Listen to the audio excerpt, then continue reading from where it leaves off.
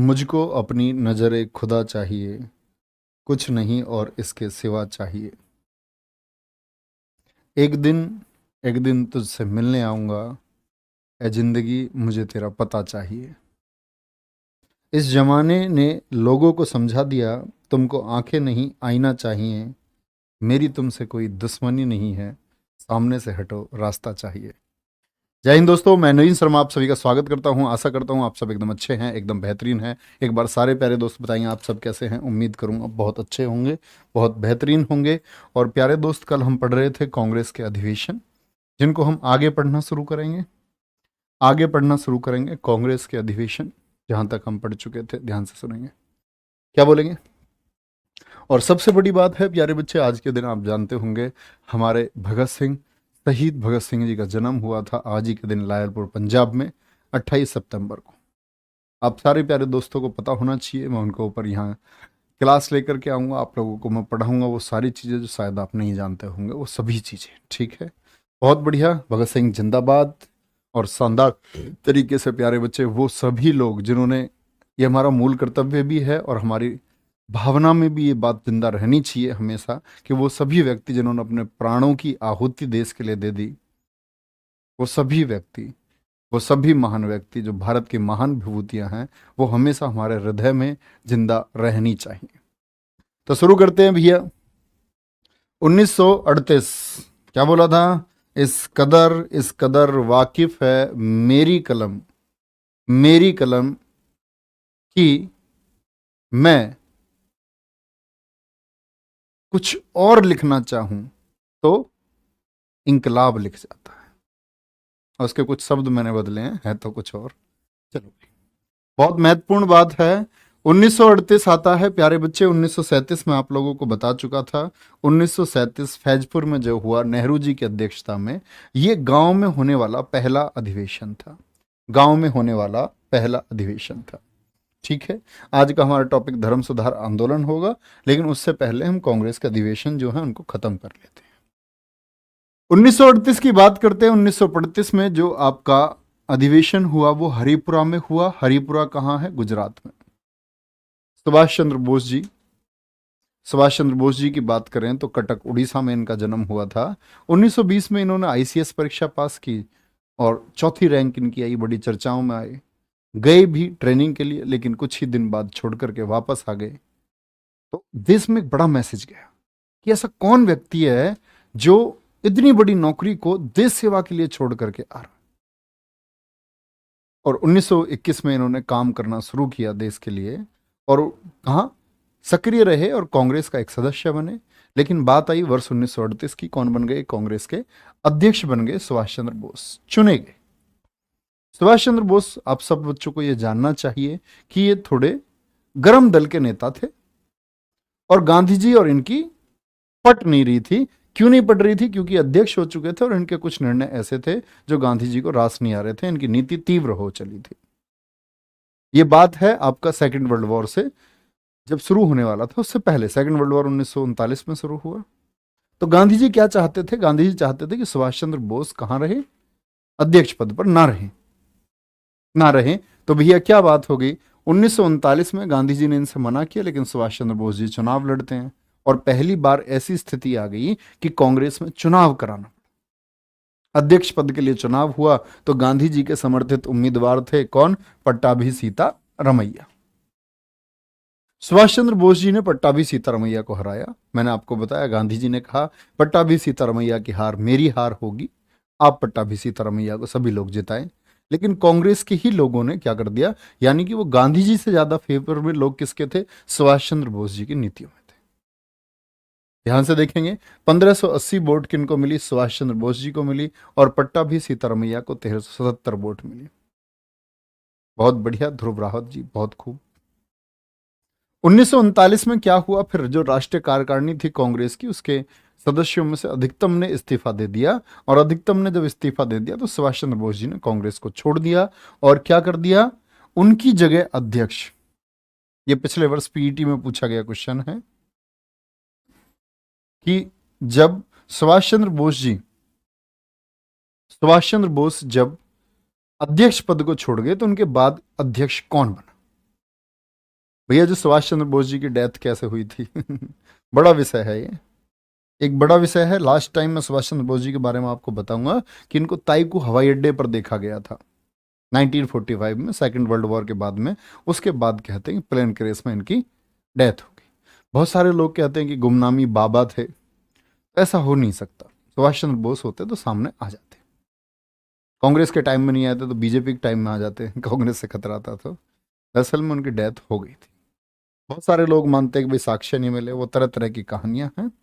तो क्या बोलेंगे भैया, सुभाष चंद्र बोस जी ने कांग्रेस छोड़ दी और इसके बाद में इन्होंने फॉरवर्ड ब्लॉक पढ़ाया था, मैं आगे पढ़ा दूंगा, ठीक है। सोनू इंडिया क्रम से ही पढ़ेंगे प्यारे बच्चे, क्रम से पढ़ेंगे, ऐसा नहीं। चलो 1940 रामगढ़ में हुआ। अबुल कलाम आजाद आप देख सकते हैं सबसे लंबे समय तक अध्यक्ष रहे, 1940 से 45। हर वर्ष चुना जाता था लेकिन यहां नहीं रहा। तो क्या बोलेंगे, सेकंड वर्ल्ड वॉर की वजह से कांग्रेस में भी चुनाव नहीं हुए। और बोले कि अबुल कलाम आजाद ठीक है, इनको ही रहने देते हैं, क्यों बार बार बदला जाए अध्यक्ष, व्यक्ति ठीक, चलने दिया। सर जी आईसीएस का फुल फॉर्म क्या है, Indian civil services, Pankaj Shukla. ऐसे छोटी छोटी फुल फॉर्म मत पूछा करें, आप रिसर्च किया करो इन चीजों के लिए। 1946 में क्या बोलेंगे, मेरठ। मेरठ हुआ है आजादी से 1 वर्ष पहले। तो मेरठ में अध्यक्ष कौन थे, जेबी कृपलानी, और यही रहे 1947 तक। यानी पूछा जाता है भारत के आजाद होने के समय कांग्रेस का अध्यक्ष कौन था। तो कांग्रेस का अध्यक्ष कौन है प्यारे बच्चे, आप सबका आंसर होना चाहिए, वो है हमारे जेबी कृपलानी। कोई दिक्कत? अच्छा 1948 में जयपुर क्या हुआ, जयपुर में अधिवेशन हुआ और जो ये हार गए थे चुनाव, फिर इनको खुश कर दिया गया, पट्टाभी सीतारमैया जी। भैया जी सुभाष चंद्र बोस जी को अब तक भारत रत्न क्यों नहीं दिया गया? नहीं, भारत सरकार ने घोषणा की, भारत सरकार ने 1992 में घोषणा की कि सुभाष चंद्र बोस जी को भारत रत्न दिया जाएगा। विवाद उठ गया कि कौन सी कैटेगरी में भारत रत्न दिया जाएगा, मरणोपरांत या जीवित रहते हुए। अगर जीवित हैं तो कहां है, और अगर मरणोपरांत है तो आपके पास क्या सबूत है कि वो मर चुके थे। तो बड़ा विवादित रहा 1992 में जब भारत रत्न की बात आई, तो वो भारत रत्न वापस ले लिया गया, है ना। कैसे दें, किसी कैटेगरी में तो देना पड़ेगा, मरणोपरांत में या फिर जीवित में। लेकिन आप कहते हैं कि जीवित नहीं है, मरणोपरांत है, तो आपके पास क्या प्रूफ्स हैं? ऐसे बड़ी दिक्कत का विषय था, इसीलिए ये विवादित रहा। इनको जो भारत रत्न था फिर ये वापस ले लिया गया, वापस कर लिया गया। कुछ लोग कहते हैं कि इनको सुभाष चंद्र बोस जी के परिवार वाले थे, उन्होंने एक्सेप्ट नहीं किया, ऐसा नहीं था, ठीक है। कोई दिक्कत? चलो, कोई परेशानी भैया? कांग्रेस के कुल 4 अध्यक्ष रहे हैं, आप देख सकते हैं यहां तक। कौन कौन है, जॉर्ज यूल, बैडरबर्न, अल्फ्रेड बेव और हेनरी कॉटन। 3 महिलाएं कांग्रेस के अध्यक्ष रहीं, और हम आजादी तक पढ़ते हैं, सोनिया गांधी जी को मत पढ़ने लग जाना, है ना। कांग्रेस की 3 महिलाएं अध्यक्ष रहीं, एनी बेसेंट, सरोजिनी नायडू, नलिनी सेन गुप्त। 1933, 1917, 8 1925, 8 1933, तीनों। कोई दिक्कत, कोई परेशानी? बहुत बढ़िया भैया जी, ये जीवित ही थे। नहीं बच्चे, आपके पास क्या प्रूफ है, ना मेरे पास कोई सबूत है, ना सरकार के पास कोई प्रूफ है जीवित थे या नहीं थे। आप नहीं कह सकते हैं इस तरह की, अखबार के आर्टिकल्स को पढ़ करके या गूगल के किसी पेज की कहानी को आप सत्य कभी मत मानना। गूगल के किस पेज पर, क्योंकि एक आम इंसान लिखता है, गूगल कोई रिसर्च नहीं करता। आप अपना पेज बना करके कोई भी जानकारी उस पर अपलोड कर सकते हैं। अब गूगल इस प्रक्रिया को शुरू कर रहा है कि जो जानकारी है वो वेरीफाई की जाए, अब से पहले नहीं होती थी। तो यूट्यूब आपको वहाँ गूगल पर कुछ भी लिखा हुआ मिल सकता है, एक व्यक्ति की अपनी समझ का लिखा हुआ कुछ भी मिल सकता है। किसी घटना को दंगे की तरह वहाँ दिखाया जा सकता है, और किसी दंगे को एक साधारण घटना की तरह वहाँ पर दिखाया जा सकता है। वो सबकी अपनी अपनी समझ है ना। भैया जी अब तो देते हैं, अब तो उनकी मृत्यु हो गई है। आपको कैसे पता ध्रुव राहत जी कि उनकी मृत्यु हो गई है? अभी कैसे पता आपको? No sure. चलो भाई बोले, प्रार्थना समाज। अब आप कहेंगे वे भैया जी एक औसत जीवन से लगाएं तो 100 वर्ष के हो गए होंगे। नहीं, इस पृथ्वी पर 127 वर्ष के लोग भी जिए हैं, ठीक है। क्या बोलेंगे? चलो, प्रार्थना समाज 1866। अब आ जाते हैं हम अपने टॉपिक पर, और हमारा टॉपिक क्या है भैया, आप लिखेंगे धार्मिक सुधार आंदोलन।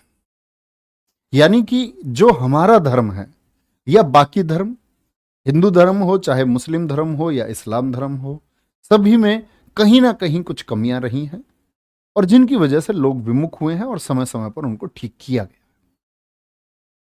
वो ठीक करने को, धर्म में जो सुधार की जरूरत है, समय समय पर हर चीज में एक सुधार की आवश्यकता होती है, और उसके लिए जो आंदोलन किए गए, मान के चलो सती प्रथा के लिए आंदोलन किया गया, ये प्रथा गलत है, या आपका विधवा विवाह के लिए सामाजिक स्थिति उनकी बड़ी बेकार थी, उसको सुधारने के लिए कोई आंदोलन किया गया, स्त्रियों की शिक्षा के लिए कोई आंदोलन किया गया, लड़कियों को पढ़ाने तक को तैयार नहीं थे, तो ये क्या है, बदलाव के लिए कोई धार्मिक और सामाजिक आंदोलन जो है, इनको ही हम कहते हैं धार्मिक सुधार आंदोलन। ठीक है जी, कोई दिक्कत? तो शुरू करेंगे भैया, शुरू करेंगे। तो पहला आता है आपके सामने प्रार्थना समाज, नोट करते हुए चलेंगे, इनसे डायरेक्ट क्वेश्चन बनते हैं। प्रार्थना समाज की स्थापना कब हुई और संस्थापक कौन है? ठीक है, लिखे भैया। प्रार्थना समाज 1867, 1867। क्या बोलेंगे? प्रार्थना समाज 1867। संस्थापक आत्माराम पांडुरंग। किनकी मदद से? आपका गोविंद रानाडे और केशव चंद्र सेन, केसी सेन। प्रार्थना समाज की स्थापना हुई आपका किसको लेकर के? जो भी कुरीतियां चल रही थी धर्म में, सारे मैक्सिमम कुरीतियों को दूर करने के लिए होंगे। कोई परेशानी? यंग बंग आंदोलन। भैया जी, अखंड भारत कब बनेगा? अखंड भारत मेरे दोस्त जब बनेगा जब हम जातिगत समीकरण को भूल जाएंगे, उस दिन अखंड भारत बन जाएगा। हर एक व्यक्ति देश का, ऐसे नहीं नेताओं की तरह बहकाने वाली बात नहीं, वास्तव में जो भूल जाए। भगवान श्री कृष्ण ने एक बात कही थी, ध्यान से सुनना तुम लोग। भगवान श्री कृष्ण ने एक बात कही थी कर्ण से। कर्ण ने कहा कि मैंने मित्रता की, दुर्योधन ने जो मुझसे मित्रता का हाथ मिलाया, और जो ये मित्रता के हाथ मिलाया, मैं इसको कैसे भूल जाता। तो भगवान श्री कृष्ण ने उनको समझाया कि जो हाथ मिलाया दुर्योधन ने, क्या वो अपने लालच की वजह से नहीं मिलाया था? और तुमको लगता है किसी शूद्र पर उन्होंने उपकार किया, जिनको शूद्र एक तथाकथित नाम दिया गया, तो उन्होंने बोला क्या सारे शूद्रों को गले लगा लिया दुर्योधन ने? क्या आपकी वजह से जिन लोगों को निम्न दृष्टि का समझा गया, आपकी वजह से उनका उद्धार हुआ? क्या दुर्योधन ने सभी को गले लगाया? क्या दुर्योधन ने उनको उद्धार के कोई कार्य किए? तो उनको समझाते हैं। दरअसल में हमारे देश में क्या है कि कुछ जातियां बटी हुई हैं। एक जाति दूसरी जाति से सोचती है कि हमसे नीचे हैं, कोई सोचता नीचे। और जो ये लोगों ने बोला कि सबसे ऊपर, ऊपर वाले भी आपस में बटे हुए हैं, बीच वाले जो, वो भी किसी ना किसी से घृणा करते हैं, जो नीचे वो भी किसी ना किसी से घृणा करता है, वो और को अपने से नीचे समझता है, और भी कुछ लोग वो किसी को नीचे समझता। बताओ, इंसान में लेयर बनी हुई है, लेयर। ये सब दूर हो जाएगी तो सब कुछ बढ़िया होगी। ठीक है, ठीक है। क्या बोलेंगे? यंग बंग आंदोलन। यंग बंग आंदोलन ये चला 1826 में। 1826 से लेकर के 1831 तक। एक 17 साल का लड़का Henry Vivian Derozio Hindu college में प्रोफेसर बन करके आया। क्या बोलेंगे? क्या बोलेंगे? Henry Vivian Derozio Hindu college में प्रोफेसर बन करके आया, 17 वर्ष का, और कुल 22 वर्ष में तो इसकी मौत हो गई थी। तो आप समझ सकते हैं 17 साल का लड़का एक प्रोफेसर बन करके आया। उसने बोला जो गंदे रीति रिवाज है, जो बेकार रीति रिवाज है, इनको खत्म करना होगा। ठीक है। ईश्वर चंद्र विद्यासागर। ईश्वर चंद्र विद्यासागर, क्या बोलेंगे इनको? ये क्या लिखा हुआ? ईश्वर चंद्र विद्यासागर ब्राह्मण?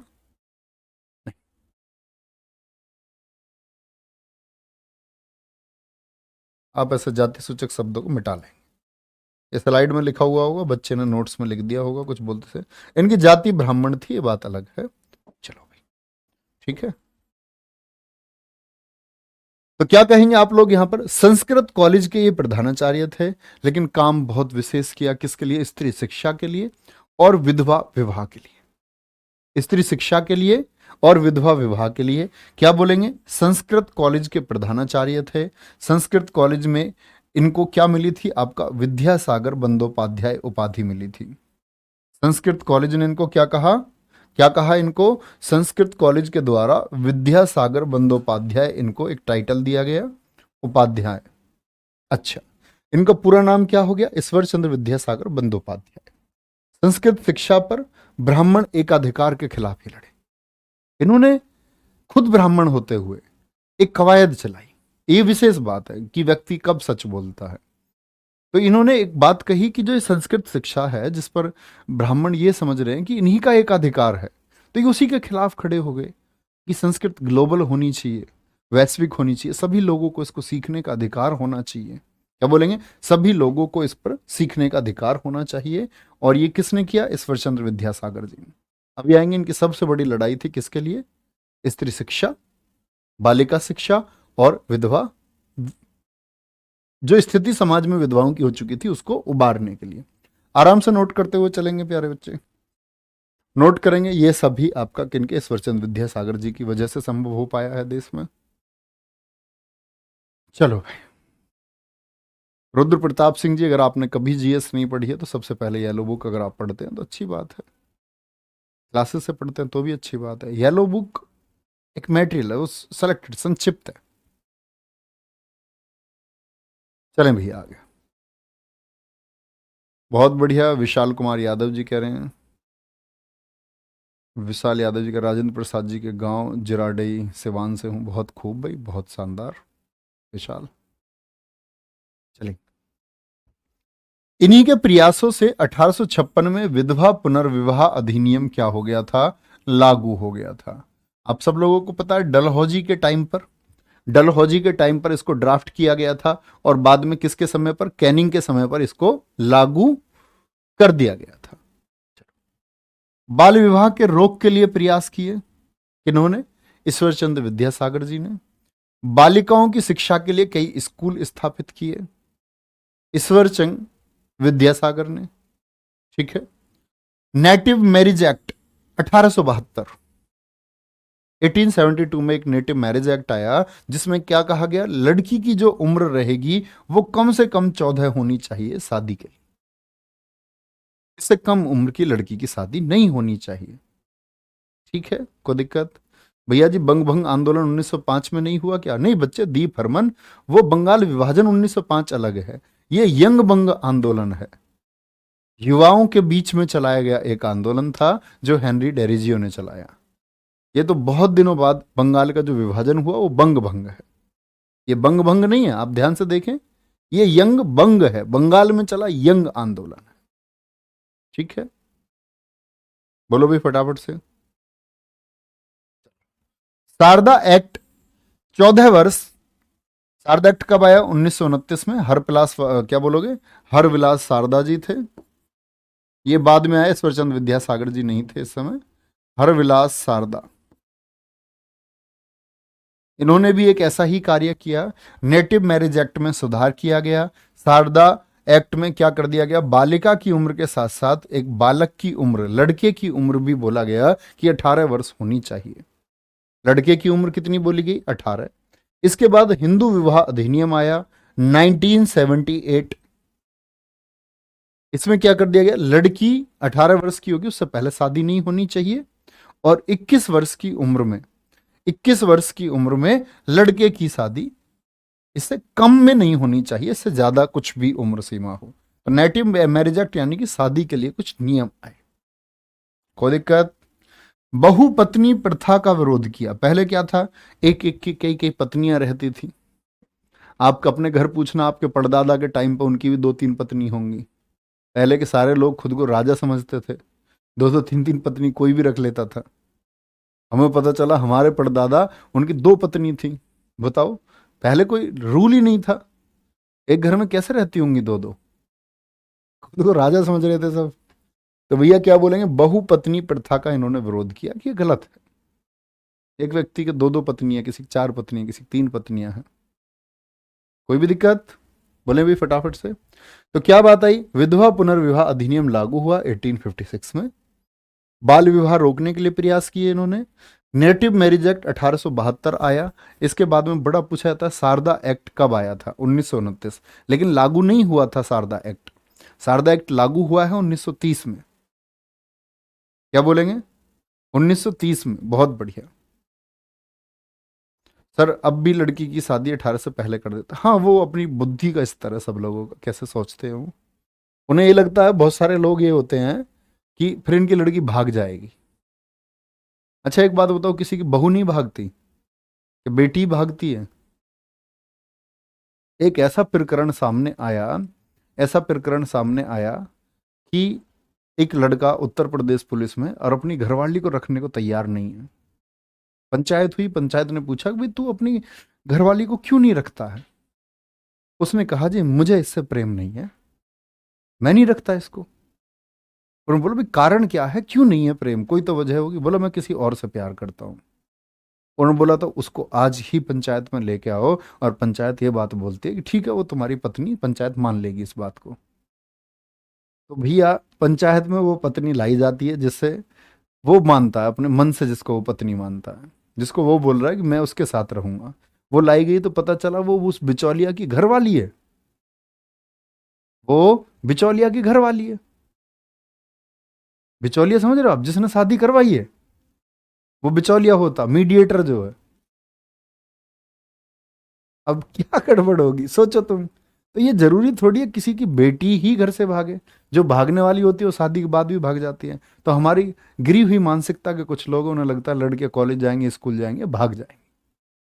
ऐसा नहीं है। चलो ध्यान से क्या बोलेंगे। तो इसमें अब धीरे धीरे बदलाव आ रहा है, लोग समझदार हो रहे हैं, धीरे धीरे बदल जाएंगी चीजें। कोई दिक्कत? बिचौलिया वहीं पंचायत में बैठ के जोर दे रहा था इस बात पे, हाँ जी आज ही लेके आओ उसको। किससे चक्कर है, क्योंकि लड़की वाले और दबाव बना रहे थे बिचौलिया के ऊपर, तुमने कैसे घर में हमारी लड़की की शादी करवा दी। उसे नहीं पता था कि बिचौलिया की जो घरवाली है उसका ही चक्कर चल रहा भैया। बड़ी गड़बड़ हो गई। तो कुछ भी कभी भी हो सकता है। आप अपने दिमाग में पहले से ही पूर्व धारणा ना बनाएं कि ऐसा होगा, ऐसा नहीं होगा, आप ऐसे कर देंगे तो ऐसा हो जाएगा, नहीं। जो होगा वो होगा ही। ठीक है, ध्यान से देखेंगे। आगे आएंगे ज्योति राव गोविंद राव फूले। यार तुम कैसे कैसे कमेंट्स करते हो, मैं तुम्हें क्या बात बताता हूं फिर। ध्यान से देखो क्या बोलेंगे। बहुपत्नी गोविंद राव फूले, ये किसके, सत्य शोधक समाज की स्थापना करी इन्होंने 1873 में। फूले मतलब फूलों के व्यापार से इनका परिवार जुड़ा हुआ था, वहीं से माली जाति से ये थे, फूलों की खेती करते थे। तो ये लड़े किसके, ब्राह्मण एकाधिकार के खिलाफ। इन्होंने बोला कि भाई जो एकाधिकार है वो किसी चीज पर एकाधिकार नहीं होना चाहिए, ये सब लोगों के पास बराबर अवसर होने चाहिए, सब लोगों के पास। और सब लोगों के पास अवसर के लिए तो इन्होंने बोला कि जितनी भी जिन जातियों को तथाकथित ऊंची जातियां कहा गया है, इन सब के एकाधिकार के खिलाफ इन्होंने लड़ाई लड़ी। कोई दिक्कत? जाति भेदभाव के खिलाफ, जाति भेदभाव के खिलाफ, जाति भेदभाव के खिलाफ इन्होंने लड़ाई लड़ी। आ जाओ भैया, बिचौलिया के पैरों से जमीन निकल गई होगी। कोई कह रहा बिचौलिया, बिचौलिया ये सोच रहा होगा कि जो उसकी घरवाली आ रही है सामने गली में से, वो उसे बुलाने आ रही होगी कि जी चलो पंचायत। चलो आगे आए। ध्यान से देखेंगे। महात्मा की उपाधि महाराष्ट्र की एक स्थानीय सभा ने दी है इनको। अभी वापस टॉपिक पे फोकस करेंगे एकदम से अच्छे से। हो गया काफी हंसी मजाक। ज्योतिराव राव गोविंद राव फूले, सत्य शोधक समाज 1873 महाराष्ट्र, जाति भेदभाव के खिलाफ लड़ाई लड़ी। महात्मा की उपाधि महाराष्ट्र की एक स्थानीय सभा ने दी, ठीक है। और इनकी एक बुक का नाम है, बुक का नाम है गुलामगिरी। क्या नाम है? गुलामगिरी। बोलो भी फटाफट से, गुलामगिरी इन्हीं की पुस्तक है। इन्हीं की पत्नी है जो कहीं किसी स्कूल कॉलेज में नहीं गई, इन्होंने ही अध्ययन कराया अपनी पत्नी को, खुद अध्यापन इन्होंने ही किया, अध्यापन इन्होंने ही किया। तो भैया जो पत्नी है, इनकी पत्नी सावित्री बाई फूले, ये भारत की पहली महिला अध्यापिका हैं। अच्छा मैं आपसे क्वेश्चन पूछूं, भारत की पहली महिला ग्रेजुएट कौन बताई थी मैंने, जरा बताएंगे? कोई दिक्कत? क्या बोलेंगे? सावित्री बाई फूले। भारत की प्रथम महिला अध्यापिका बनी, इन्हीं की पत्नी थी। The servants of India society, comment section बंद कर दो, कमेंट्स बंद कर दो। देखो भाई ध्यान से बस। The servants of India society 1905, क्या बोलेंगे? 1905, ठीक है। इसके संस्थापक कौन थे? संस्थापक थे इसके गोपाल कृष्ण गोखले। गोपाल कृष्ण गोखले, यार सॉरी।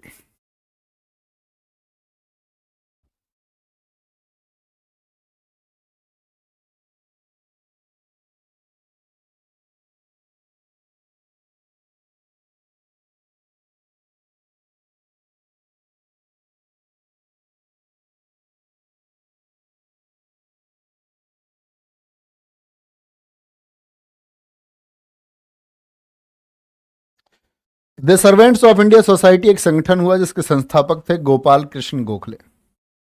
गोपाल कृष्ण गोखले, देखो इन्होंने किसके खिलाफ काम किया? ईसाई मिशनरियों के खिलाफ स्वाधीनता आंदोलन इन्होंने चलाया। ईसाई मिशनरी भैया कौन होते हैं? ईसाई मिशनरी वो लोग होते हैं जो ईसाई धर्म के प्रचार और प्रसार के लिए भारत में आए, और भारत के जो कम उम्र के नौजवान थे उनको इन लोगों ने प्रलोभन और लालच देना शुरू कर दिया। लोगों को इन्होंने भड़काना शुरू किया। अंग्रेजों ने, जो मिशनरी पादरी लोग आए या बोले तो धर्म प्रचारक, लोगों को बताते कि ईसाई धर्म इतना अच्छा है, हिंदू धर्म में ये कमियां हैं, तुम्हारे यहाँ तो यार लोगों को सती कर दिया जाता है ना, लेकिन सती प्रथा क्या बोलते उस समय तक खत्म कर जाती है, मतलब इस तरह की सती कर दिया जाता था।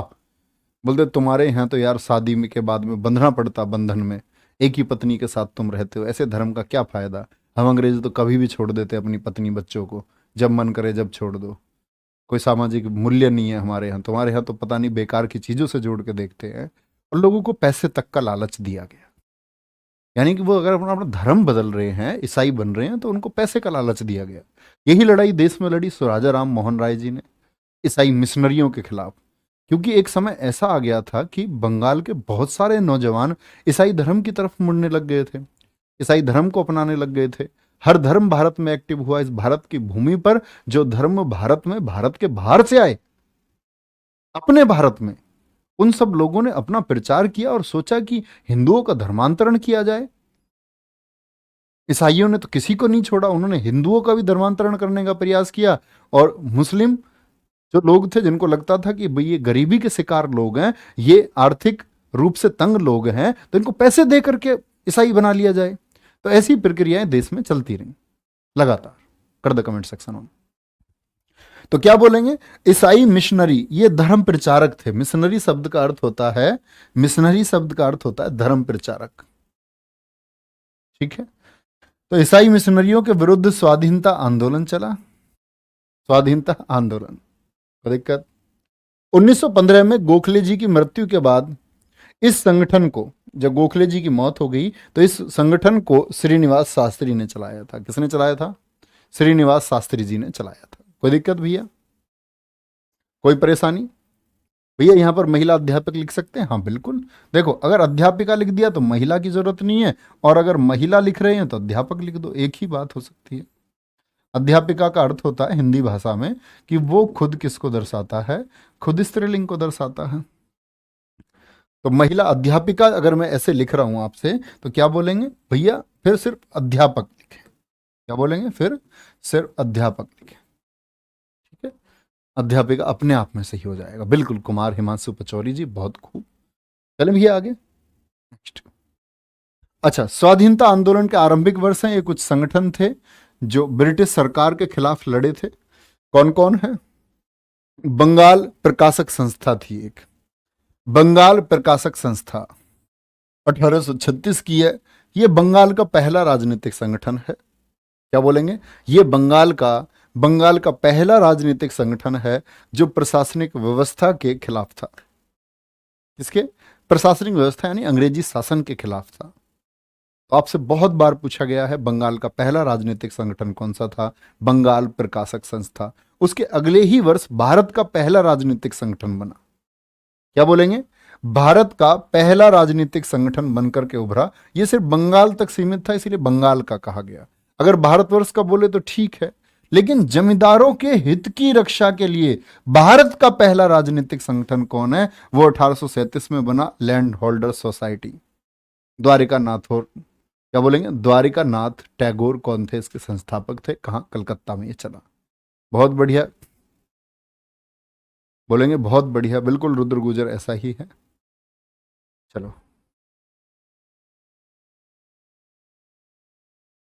संदीप सिंह बिल्कुल ठीक कह रहे हैं आप। चलो, कोई परेशानी? कलकत्ता में। ऐसी ब्रिटिश, क्या बोलेंगे, बंगाल ब्रिटिश एसोसिएशन 1843 में थॉमसन के द्वारा बनाया गया। ठीक है।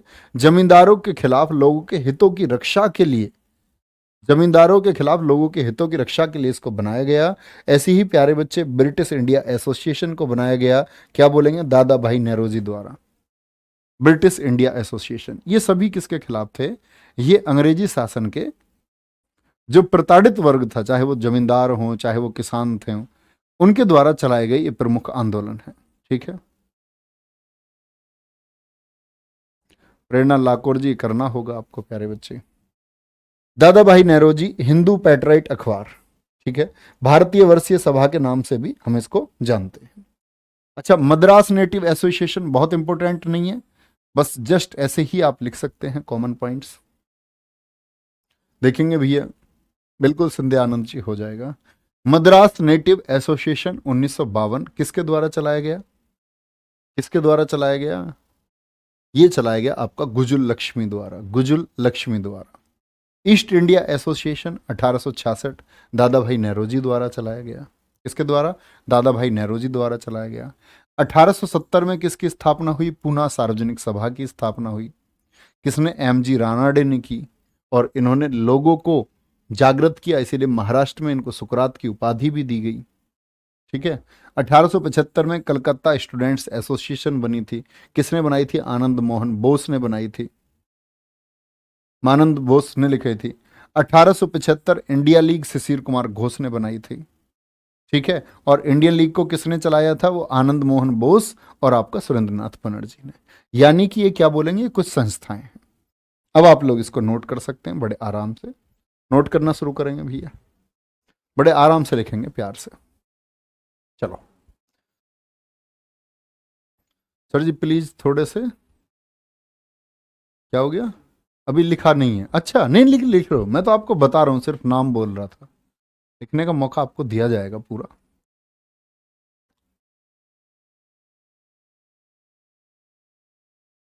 भैया जी थोड़ा सा बाकी रह गया मेरा। अरे भैया आगे नहीं जा रहे हैं, आगे नहीं जा रहे हैं, लिख लो आराम से। बिल्कुल, बहुत अच्छा दिन है रागनी। आज ही के दिन हमारे देश की धरती पर ऐसे वीर ने जन्म लिया, शहीद भगत सिंह। क्योंकि ऐसा होता है ना, किसी व्यक्ति के बारे में मैं आपको 2 लाइन बता दूं तो उसमें मजा नहीं आता। मैं आपको अध्ययन करवाऊंगा पूरा, निश्चिंत रहिए।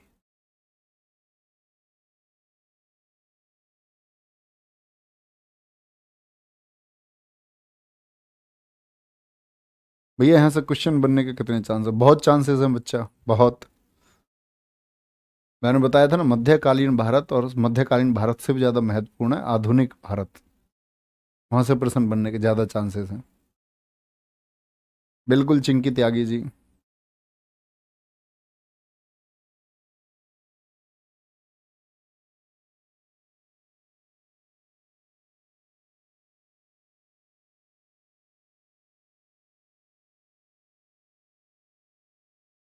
चले भैया आगे, थम्स अप कर दिया करो एक बार जब नोट कर चुके होंगे।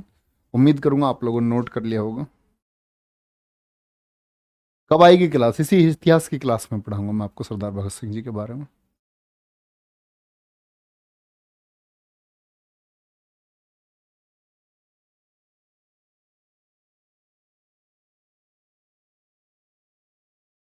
हम्म,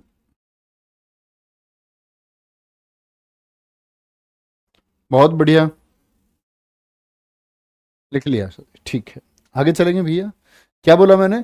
मद्रास नेटिव एसोसिएशन आपका, ये 1852 कर लेना आप लोग, 1952 नहीं, 1852। 1852 गुजर लक्ष्मी के द्वारा।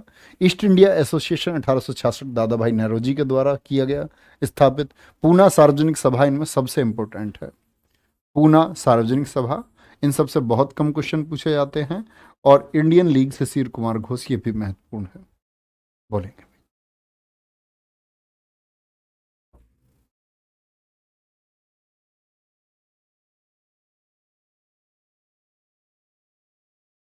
बोलेंगे भैया फटाफट से।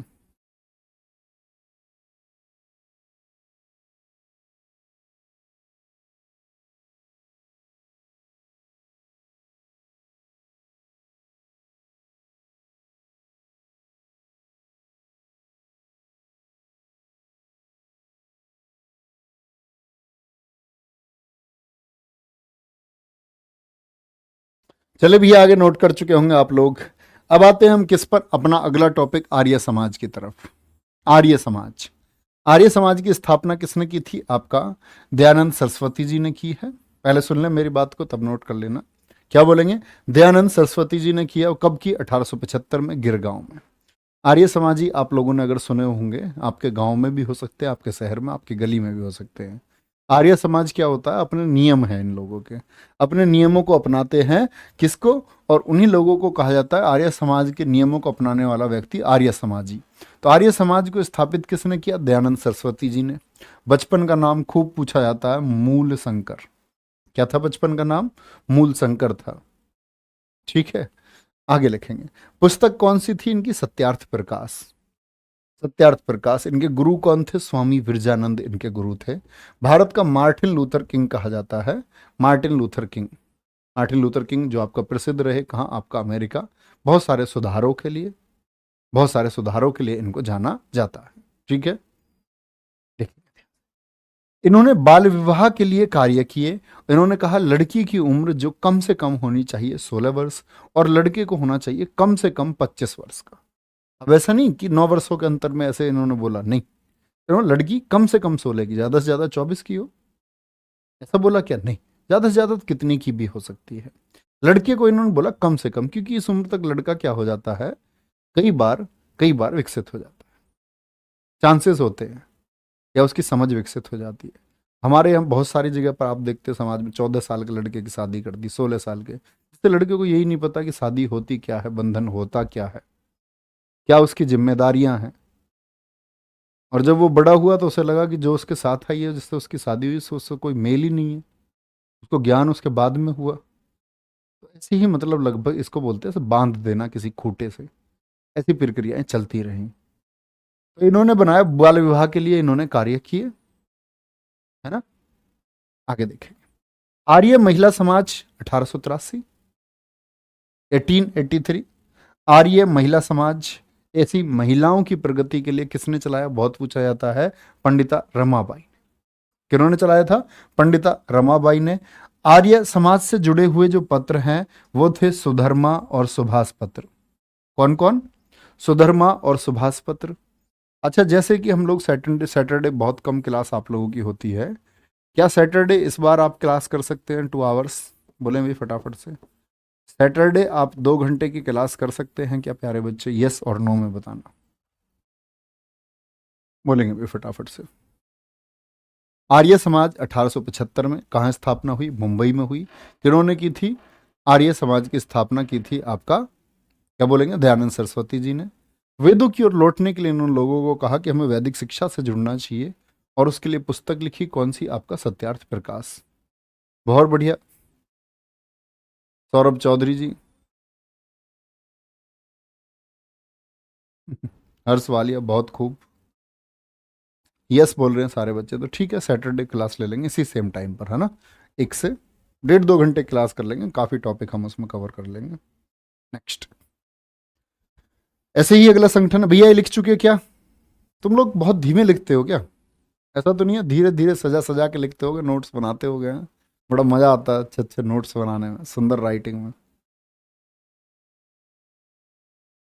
बोले मुझे फटाफट से।